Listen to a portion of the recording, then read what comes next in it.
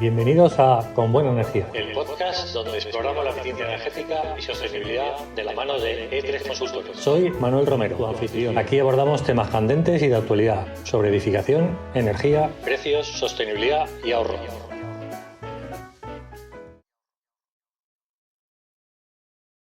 Y hoy tenemos un nuevo tema encima de la mesa.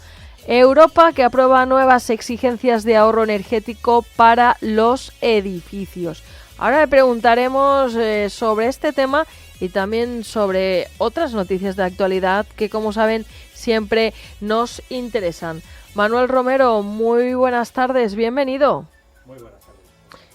Pues he adelantado el tema porque...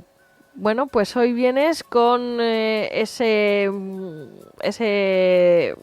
nuevas exigencias que Europa exige en el ahorro energético para los edificios, pero también la actualidad después de ese incendio desgraciado también en la vila nos lleva a preguntarte qué es la sobreexposición o la sobrecarga de un enchufe, que es lo que provocó ese incendio en el edificio de la vila que fallecieron 3 personas.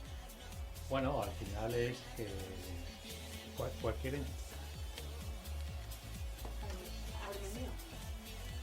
Vale, estamos teniendo un pequeño problema con el micro que estamos solucionando desde aquí. A ver, Manuel, háblanos. ¿Se escucha? ¿Escucháis los oyentes? ¿El micro?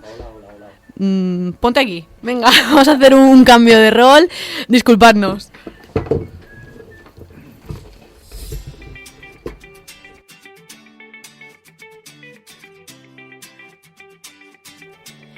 Bueno, pues retomamos esta sección de Con Buena Energía con Manuel Romero en este jueves, donde comenzábamos enunciando el tema para hoy, pero también queremos saber qué significa la sobrecarga de un enchufe. Y es que, bueno, pues nos preocupan los últimos acontecimientos, tanto el incendio del bloque de pisos de Valencia en el barrio del Campanar, que bueno, hemos sabido a posteriori que fue el cortocircuito en un electrodoméstico, y también ese desgraciado incendio que una semana después se producía en la vila, hace aproximadamente una semana de uno respectivamente y 2 semanas del otro. Y Manuel Romero, como consultor energético, ya sabemos que a lo mejor te metemos en un aprieto, pero es que nos gusta conocer esos buenos consejos, además del tema que tenías preparado para el día de hoy. Bueno, a ver, me estabas preguntando, bueno, ahora yo creo que sí que funciona. Sí, ¿verdad? Micro. Me estabas preguntando sobre el tema de las sobrecargas. A ver, cualquier enchufe de casa, incluso una regleta que nos ponemos en casa, el típico enchufe alargador, una regleta, si miramos los numeritos que lleva impresos en la regleta, vamos a ver que pone una potencia máxima que admite 2000 vatios, 1500 vatios. Si conectamos ahí muchos aparatos y superamos esa potencia, esa regleta se puede quemar. Sí, lo que solemos decir que compramos una regleta, tiene 5 enchufes para conectar, pero a lo mejor con 3 enchufes ya hemos sobrepasado ese límite que estás diciendo. No solamente eso, lo utilizamos de alargador, entonces conectamos una regleta, pero a esa regleta le conectamos otra, y a esa otra le conectamos otra, y vamos enchufando. Esto en muchas instalaciones lo vemos, claro. La primera, la que está más cerca del enchufe de la pared, está soportando todo lo que tiene detrás, y eso puede hacer que sobrepasemos el límite de potencia que admite esa regleta, ese numerito que digo que pone 1500 W o 2000 W. Entonces, si sobrepasamos eso, se puede quemar esa regleta. A ver, si las protecciones de nuestra casa, si el cuadro eléctrico de nuestra casa funciona como debe, va a saltar un diferencial y va a cortar el suministro ahí, con lo cual no va a haber mayores problemas. Pero si esos diferenciales no funcionan como deben, la corriente eléctrica va a seguir pasando, y eso puede generar un incendio en esa zona de nuestra vivienda. Preocupante también que el desencadenante del incendio de Valencia fuera el cortocircuito en un electrodoméstico. También esto se puede haber debido a que el diferencial del cuadro de contadores no saltara o no estuviera correctamente. Puede ser. Sí, a ver, normalmente el cuadro que tenemos en casa, esos diferenciales tienen diferente sensibilidad y deberían cortar el suministro en cuanto a un cortocircuito o una descarga por donde no se debe. Pues este tipo de cuestiones deberían cortar el suministro. Y bueno, lo recomendable, ya lo comentamos en el anterior programa, lo recomendable de vez en cuando que venga un instalador que haga una pequeña revisión de que todo esto, aunque no es obligatorio, pero bueno, para estar tranquilos. Es recomendable. Es recomendable. Una vez cada ciertos años, tampoco hay que hacerlo todos los años, pero que venga un especialista, un electricista, y nos haga esa pequeña revisión y compruebe que todo está bien. Pues comenzamos ya con la sección del día de hoy. Dejamos esa actualidad aparte. ¿Con qué tema vienes hoy, Manuel? Bueno, vamos a ver, ya sabéis que en este espacio lo que intentamos es dar consejos, como lo que estábamos comentando antes, dar consejos orientados a ahorrar energía y con ello a ahorrar costes, los costes que tenemos todos, que sufrimos todos por ese consumo energético, pero también intentamos estar atentos a las novedades que se están produciendo en el sector y bueno, y explicarlas en este espacio. Desde el año 2006 en nuestro país ha ido aumentando sus exigencias de ahorro energético progresivamente. Tuvimos un primer salto en el año 2013 y el último salto me refiero a salto de exigencia, el último salto lo tuvimos en el año 2019 y desde esa fecha todos los edificios de obra nueva que se construyen se consideran como edificios de consumo de energía casi nulo. Es decir, desde el año 2019 los edificios de obra nueva, del uso que sea, deben conseguir un nivel de eficiencia energética muy alto, lo que supone un consumo de energía muy bajo, pero claro, ese consumo de energía, aunque sea pequeño, sigue estando suministrado en parte por fuentes no renovables, por combustibles fósiles. Entonces, este martes se ha dado un penúltimo paso en la aprobación de la revisión de la Directiva de Eficiencia Energética en Edificios. Y esta nueva directiva viene encaminada o intenta ayudar a ese objetivo de la Unión Europea de descarbonizar la economía para el año 2050, en este caso en el sector de la edificación. Y de eso queremos hablar hoy, un poco de qué repercusiones va a tener este cambio en la directiva en nuestros edificios, los edificios que estamos utilizando diariamente.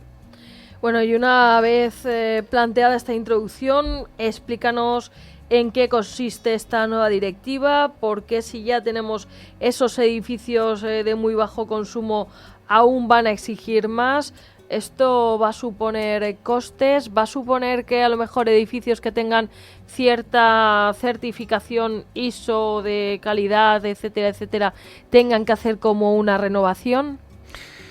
Bueno, vamos a ver, por seguir con el tema de la tramitación, en Europa el aprobar la normativa lleva un proceso largo de revisiones, de aprobaciones y demás. Lo que se ha hecho hasta el martes es, como he dicho antes, es el penúltimo paso, es el que el Parlamento Europeo ha aprobado este nuevo texto de la directiva con 370 votos a favor, 199 en contra y 46 abstenciones.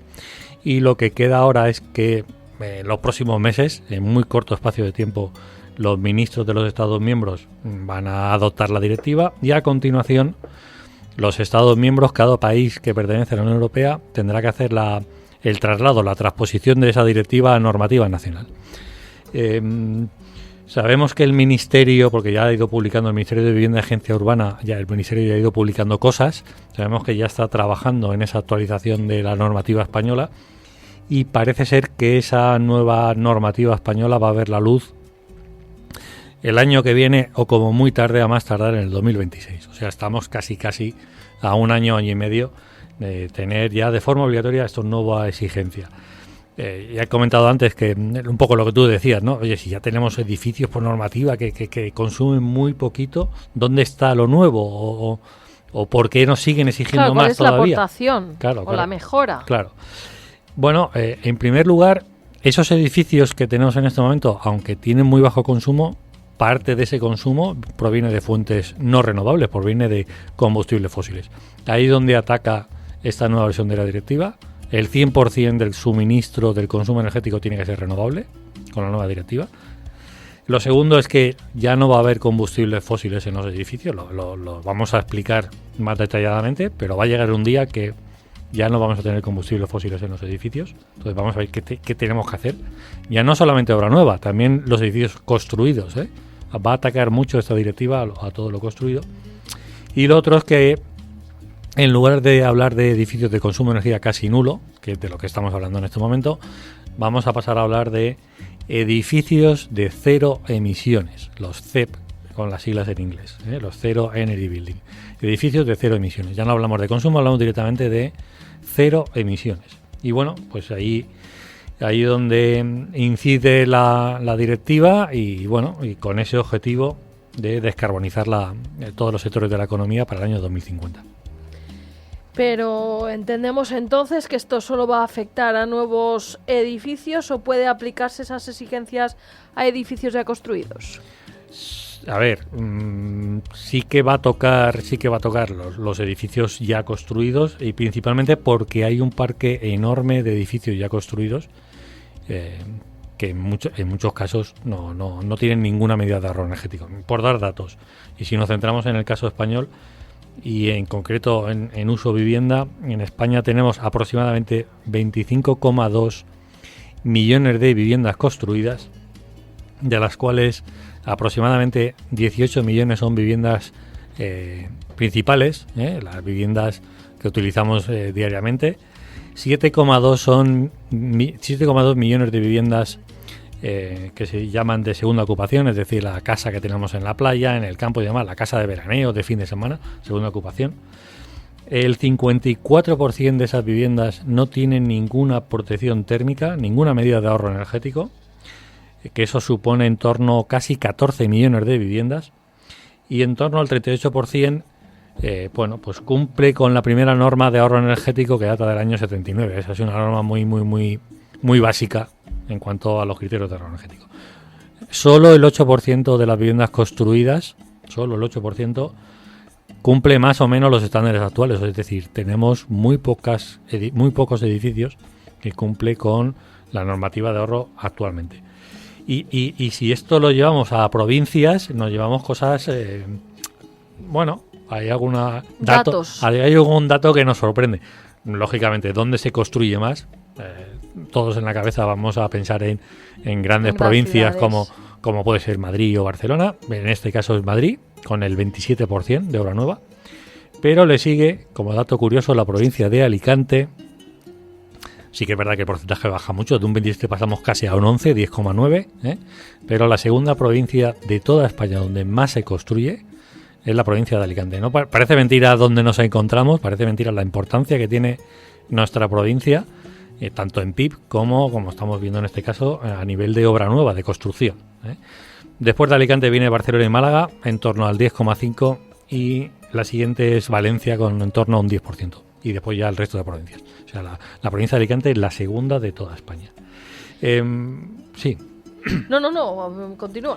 Pues lo importante de todo esto, ¿qué es? Pues que el 80% de todo ese parque de viviendas, hablamos de más de 25 millones de viviendas, el 80% no tiene ninguna medida de ahorro energético, y esto ya no es solo una cuestión económica, una cuestión de que nos lleve al bolsillo, a lo que nos gastamos, al dinero que nos gastamos, sino que también incide en el concepto de pobreza energética, y es que según datos del Instituto Nacional de Estadística, del INE, en el periodo que va de 2015 a 2021 se ha aumentado, y esto no lo tenemos que hacer mirar, y aquí yo creo que los políticos, que muchas veces se olvidan, es una de las cosas que tienen que incidir. Se ha aumentado el porcentaje de población que no puede mantener adecuadamente la temperatura en su vivienda. Es decir, que llega el invierno y no pueden enchufar la calefacción y pasan frío en su casa y tienen que tirar, de lo que sea.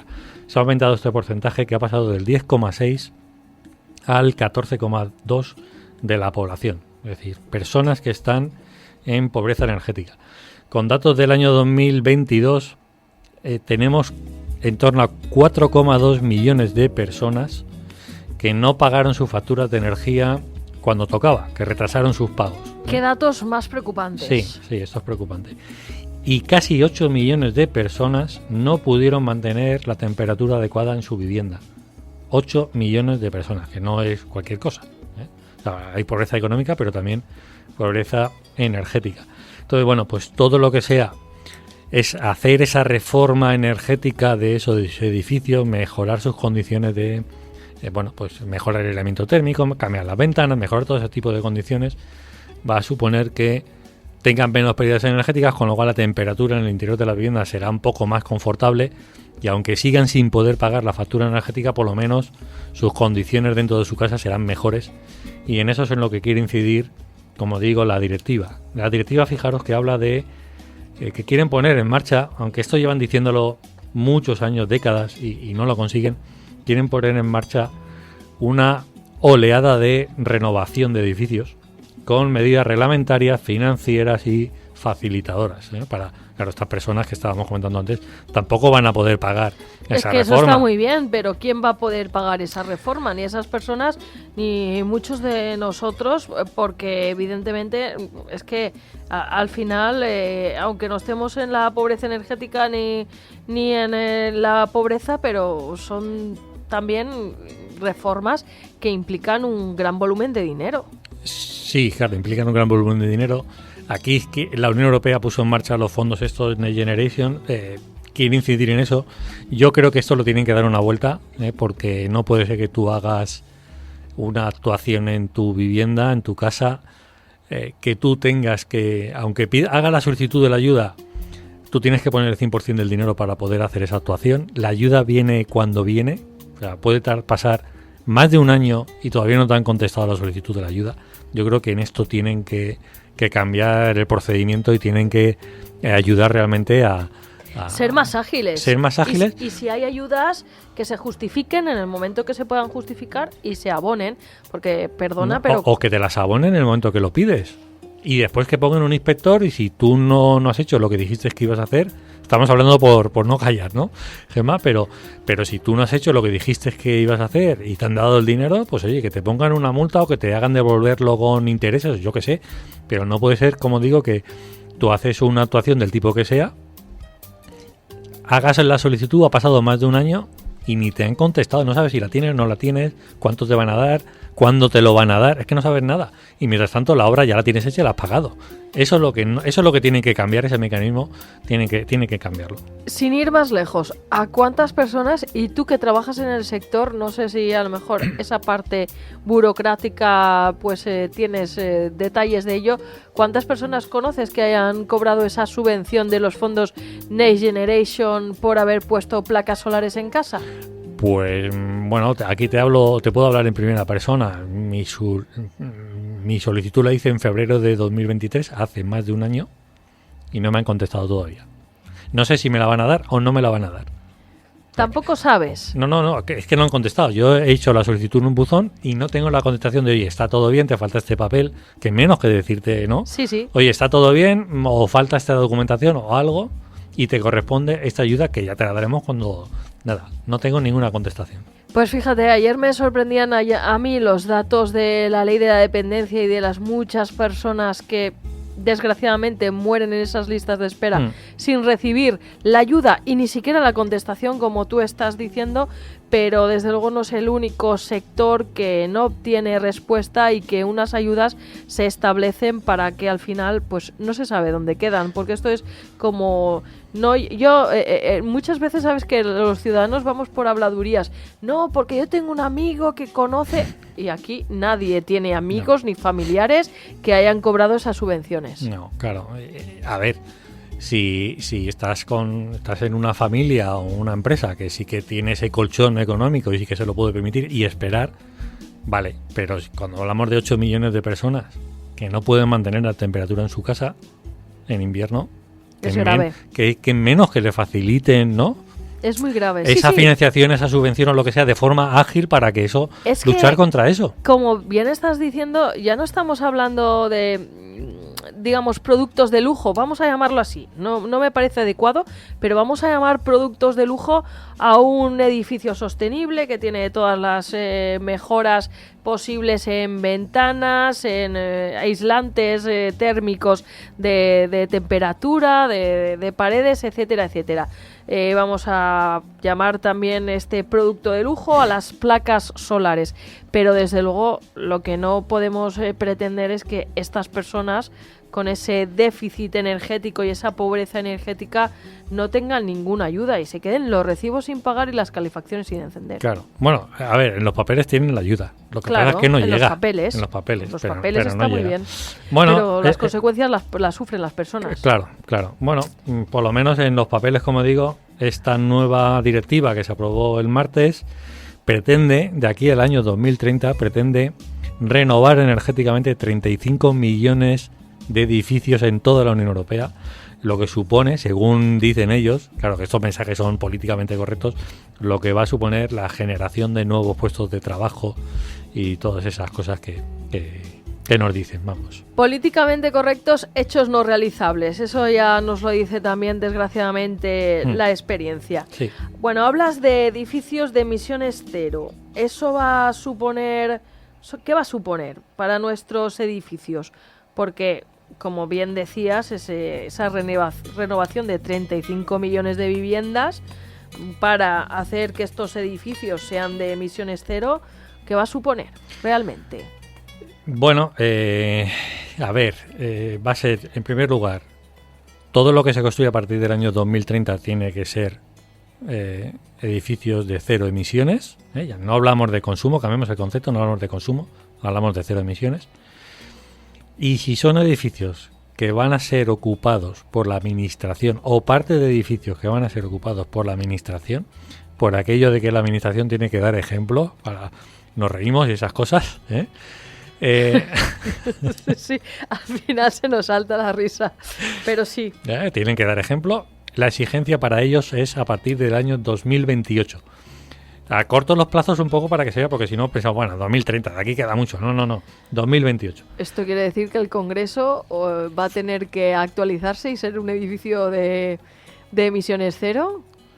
El Congreso. La administración, toda la administración, es decir, ayuntamientos, edificios de la administración en general. Por eso, a ver, me refiero a que si esta nueva directiva, estas nuevas normas, va a afectar también en cuanto a la administración a edificios que ya están construidos. Siempre y cuando actúen en ellos, se haga una actuación en ellos. Si no hacen una actuación en ellos, en principio, no. Vamos, que los leones puede ser que se queden como están. Correcto. ¿Qué primera implicación tiene esto? Pues que desaparecen los combustibles fósiles, ya lo he comentado antes. El 100% del consumo energético que van a tener estos edificios tiene que tener origen renovable, por tanto, desaparecen los combustibles fósiles de los edificios a partir de esas fechas. Y claro, todo el consumo energético que tenemos en los edificios, en principio, se tiene que suministrar, o tiene que tener origen eléctrico. O sea, solo vamos a utilizar, en principio, electricidad en los edificios. Y como tiene que tener origen renovable, ¿qué implicaciones tiene? Pues que se espera una gran... Sí, ya la tenemos, pero se espera de aquí al año 2030 que haya una gran evolución, una gran demanda de instalaciones de energía renovable, sobre todo fotovoltaica, mini eólica y demás, para incorporar a los edificios y poder cumplir y que todo el aporte de energía sea de origen renovable y eléctrico. Pero la cosa no se queda aquí. Claro, como el objetivo es 2050, pero tenemos objetivos a medio y corto plazo. Para el año 2040 ya están diciendo que se van a eliminar por directiva las calderas de gas en nuestros edificios. Van a prohibir a partir del año 2040 el empleo de calderas de gas en los edificios. Eso es lo que te iba a preguntar. ¿Y las muchas comunidades de propietarios que también tienen calefacción de propano, etcétera, también se les va a obligar a retirarlas? Sí, pero esto todavía antes. A partir del año 2025, esto es lo que ya está aprobado, 2025, es decir, el año que viene, si alguna de estas comunidades pide una subvención para renovar, claro, siempre y cuando hagas una actuación. Si yo, por ejemplo, tengo esa caldera y hay una línea de ayudas para mejorar instalaciones y yo la pido, no nos van a dar ninguna subvención si hay calderas que utilicen combustibles fósiles. Por ejemplo, pongámonos en el caso de un edificio de viviendas que sale una línea de ayudas para poner placas solares térmicas en la cubierta del edificio y suministrar agua caliente a esa instalación. Si detrás de esa instalación hay una caldera, no nos van a dar directamente la ayuda para esa instalación a partir del año que viene. Claro, entonces tenemos aquí que plantearnos muchas cosas porque ya no hablamos de 2030, no 2040, es que es el año que viene. Entonces, si en nuestra casa ya estamos pensando en que hay que hacer un cambio en la caldera porque es vieja alguna cosa y estamos ya en 2024, yo creo que tendríamos que empezar a pensar que a lo mejor no nos interesa una caldera.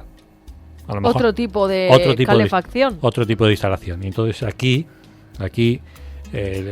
a día de hoy lo más interesante son las bombas de calor, aire, agua, las que se conocen como aerotermias comercialmente. Entonces yo creo que va a haber una expansión de este tipo de instalaciones.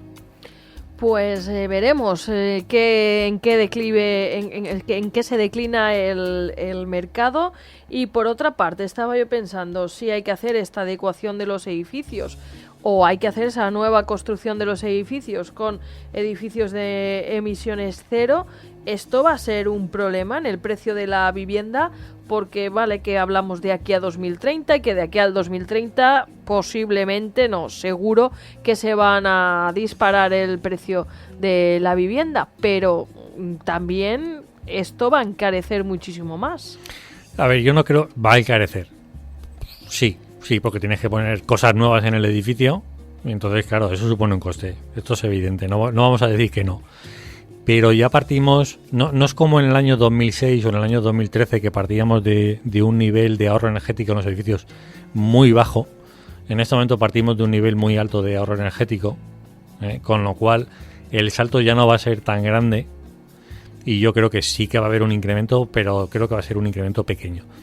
Y por otro lado, también es verdad que si hacemos una reforma energética en nuestra casa, en nuestro edificio, ese edificio va a tener un mayor valor económico, un mayor precio de venta. Entonces, bueno, pues tenemos esa compensación, ¿no? Compensación, por decirlo de alguna forma. Por llamarlo de alguna manera. Sí que es verdad que aquí podríamos unirlo con el tema de la calificación energética. La calificación energética de los edificios, que es obligatoria cuando vayamos a vender o alquilar un edificio, un inmueble, tanto vivienda como un comercio. Cuando vayamos a venderla o alquilarla tenemos que dar esa calificación, ese certificado energético.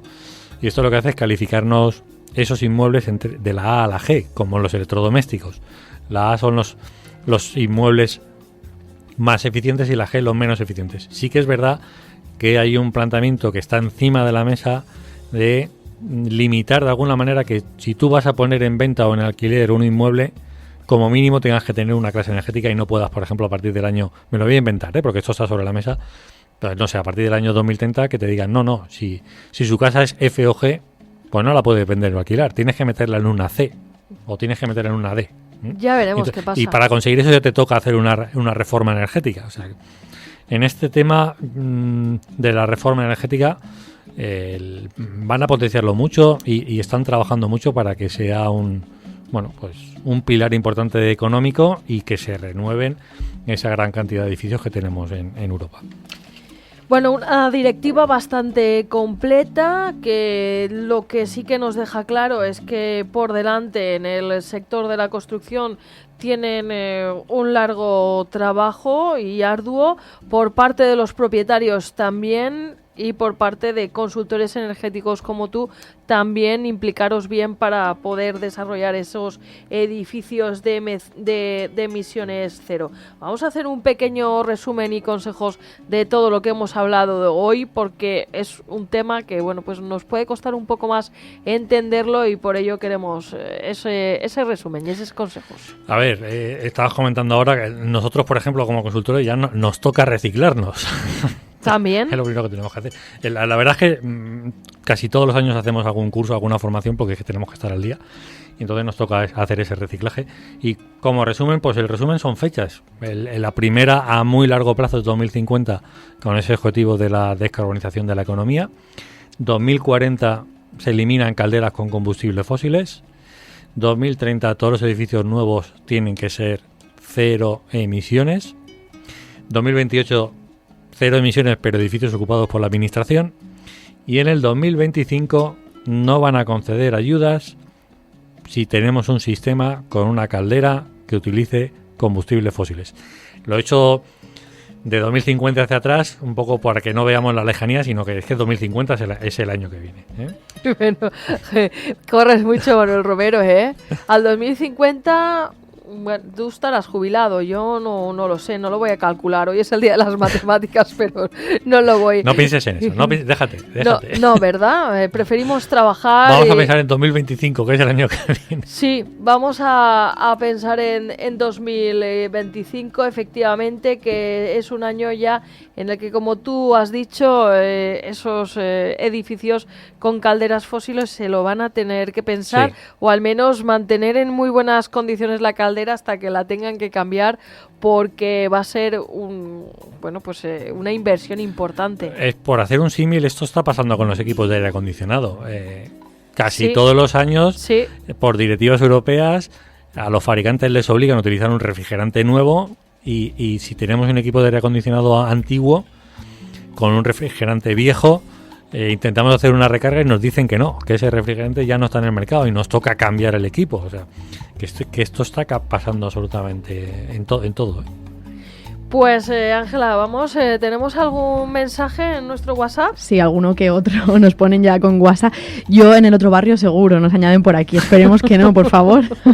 Y esto, lo que estáis hablando, la verdad es que muy interesante.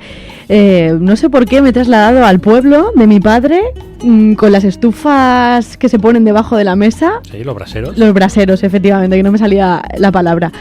No sé por qué me he ido directa al pueblo y a esas estufas. Eso, cuestión de símiles, ¿no? Cuestión de lo símiles, que hacemos muchas veces. Sí, que sepas que ya sabes que o no vas a tener que cambiar de tipo de calefacción. No voy a tener la oportunidad de vivirlo más veces, desde luego. Muchísimas gracias, Manuel Romero, por traernos la actualidad energética hasta esta mesa desde la mañana de Elche y Comarcas. Tenemos un mensaje, Ángela, antes de concluir esta sección. Sí, tardes. Vamos con un mensaje de audio. Pero todo eso hay gente que no podrá asumirlo, porque España cada vez hay más pobreza. Y digo yo que todo eso de la cuestión energética y el tema del 2030, todo eso es un gran negocio. No creo que Europa tendrá que cambiar. La gente lo está pasando mal y no puede estar. Está bien que las calderas, lo que sea viejo, vale, de acuerdo, pero obligar a la gente que haga todas estas cosas, yo no me lo explico, cuando hay más mileuristas que en toda la vida, y más con un gobierno que tenemos, que se está saltando a la torera todas las cosas. Vamos, digo yo, vamos a tratar de hacer las cosas para que la gente pueda vivir, que haya trabajo, y luego veremos si la Agenda 2030 es justa o no es justa. Buenos días.